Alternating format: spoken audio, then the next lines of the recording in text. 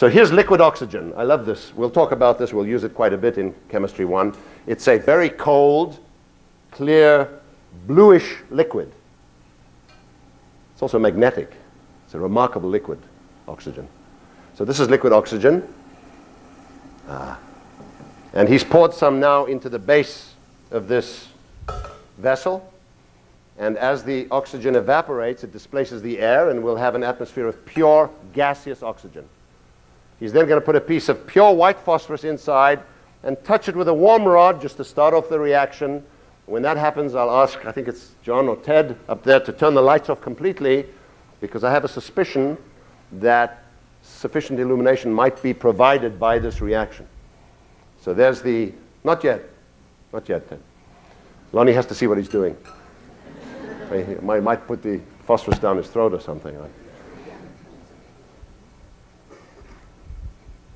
So now we'll, and turn off that spotlight when I tell you to. So now he's just heating up a rod. Yeah, I'm sorry. No, although believe me, you'll see it around me too. So, but you're right. Are you trying to say that I have a particularly large cross section?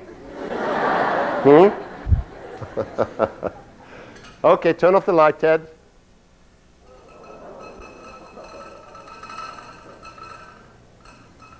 Two things interesting. One is an enormous amount of energy coming off as enormously intense light, but there's also white solid forming.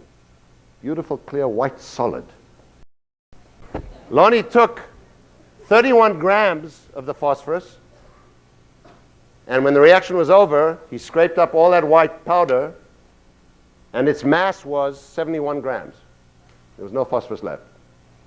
And given that, I'd like to know, what is the empirical formula of this phosphorus oxide? Is it PO, PO2, or P2O5? And so ponder that with some head scratching for a few minutes. That was a good one. Nice camera shot. You don't even... Okay, let's see what you're thinking.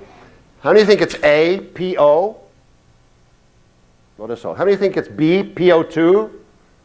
Quite a few for PO2. Yes, of course. Most oxides are PO2. That's something O2. That's right. How many think it's C? Few. So it looks like it's nobody on A and about equally split between B and C, with a majority for B, it seems to me. And I think you should talk about it.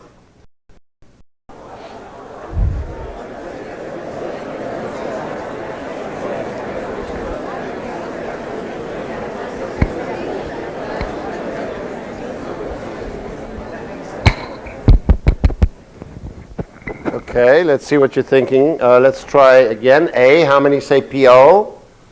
No one's been converted to PO. How many think it's B, PO2? Considerably few. And how many think C, P2O5? Very interesting. The majority shifted dramatically from B to C, and that's good. That's a good sign that actually a minority of you were able to convince, by virtue of chemical arguments,